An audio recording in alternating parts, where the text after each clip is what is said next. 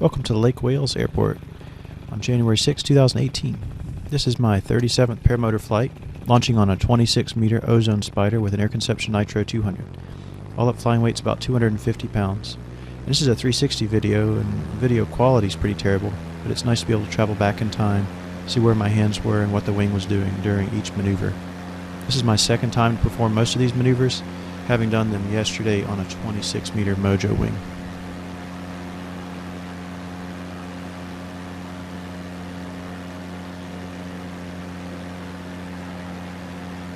To start out, I'm yanking on the tip line and then the brake line.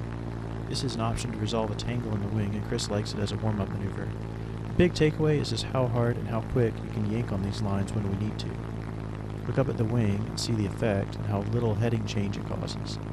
He was encouraging me to yank even harder. Now it's time for some asymmetric frontal collapses. I reach up and pull down on the A's on the right side. It was more like a big ear.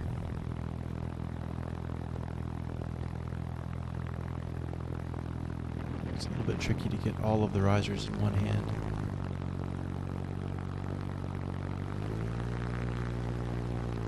That was a little better. These are with the trims full slow. For this next one, he encourages me to pull a little bit harder and wait for some heading change.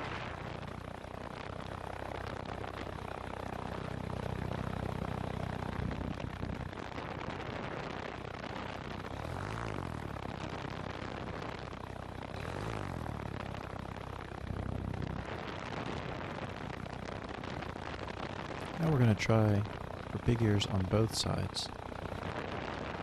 It takes a little bit of doing to get my hands on the right lines. There we go.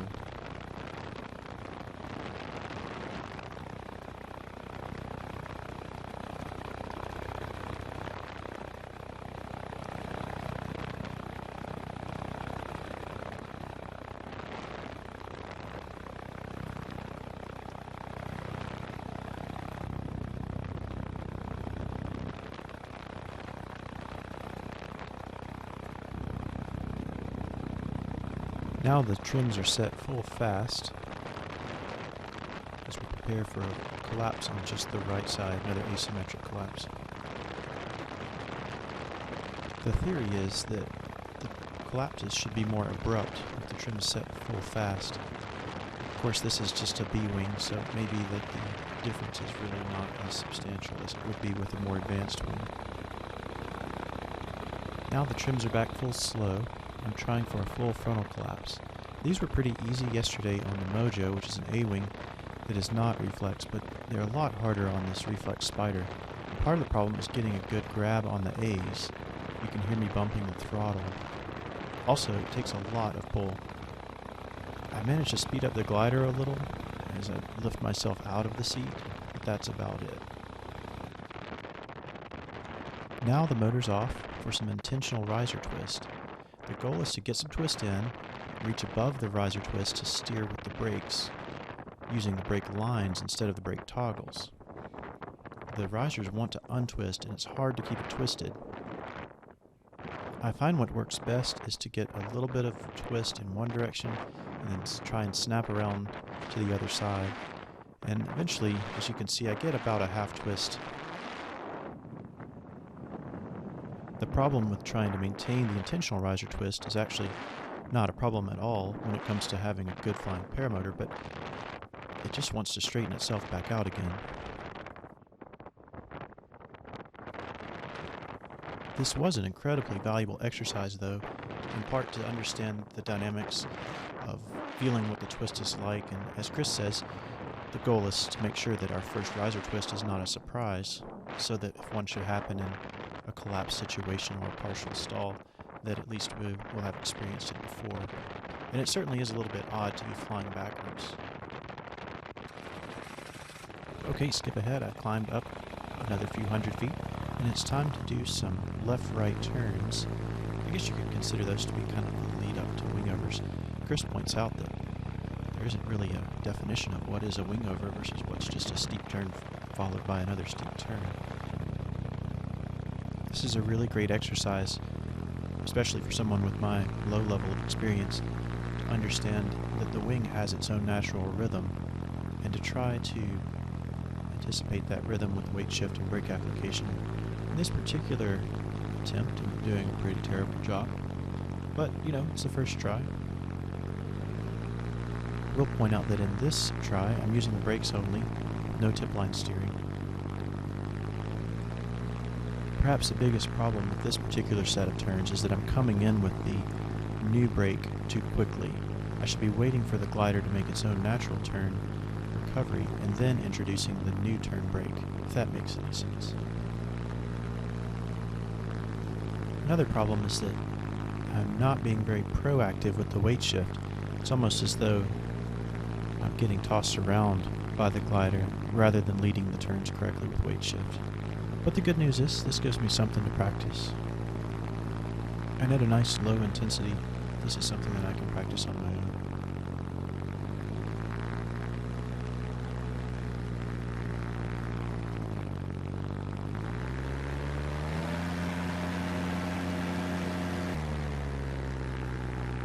Next up, I've climbed up to do some asymmetric spirals.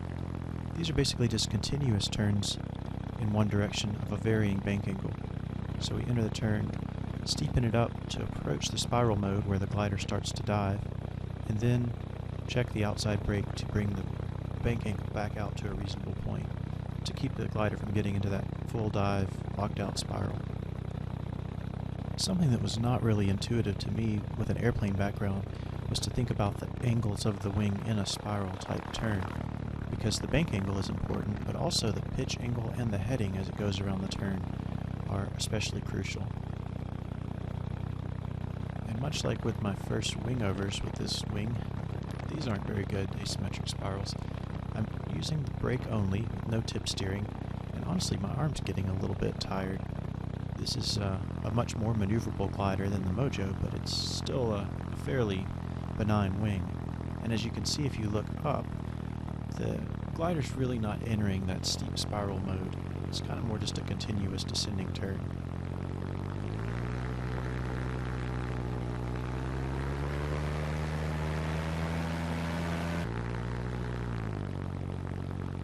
So let's try it again.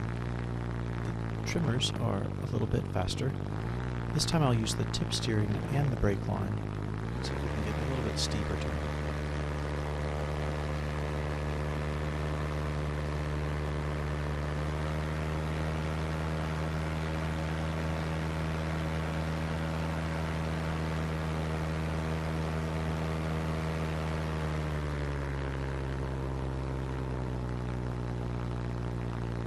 This time around it is certainly a little bit steeper, still probably only about 30 degrees to the horizon for most of the first part of the spiral.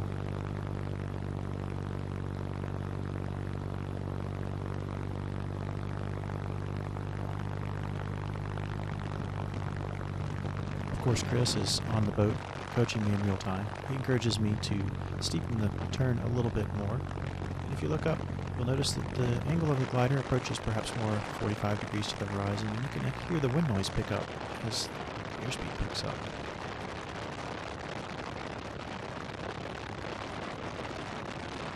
And at this stage there's a little bit more of a G-pull in the harness. And as I prepare to exit, you'll see that I come out a little bit too fast with the inside brake, and then don't get on the inside brake soon enough to continue the turn around, so I get a little bit of a surge. Intentional pitch oscillations. You'll notice that I pull both brakes to slow the glider down and swing out in front, then release them both fairly quickly to let the glider surge ahead. And like a lot of the other things in this class, this is more a demonstration maneuver of bad technique. Wouldn't typically do this flying around, but it gives some good understanding of the pendulum nature of the flying contraption. It gives us a good opportunity to understand how the throttle and brakes interact together with the pitch energy. Since this is primarily a pitch maneuver, you probably get the best information out of the video by looking off to the side at the horizon to see how the wing compares to the angle of the cage and the angle of the horizon.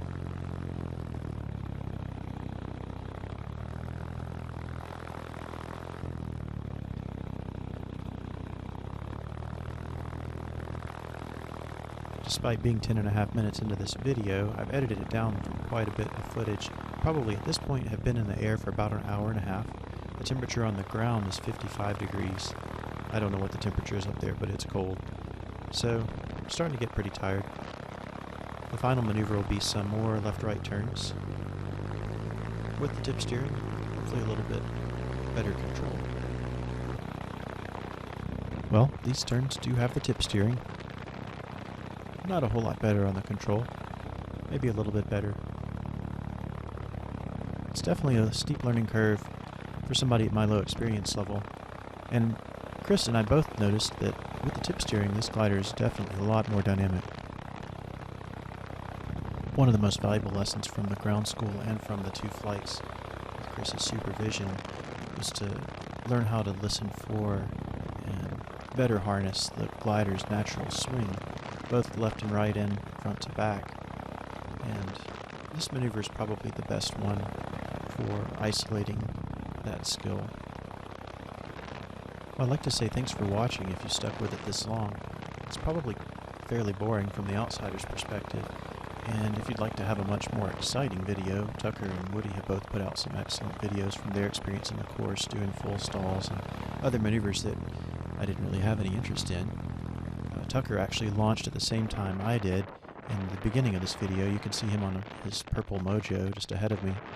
He came out and did 1 stall and 2 spins, and he's produced a pretty awesome video about that.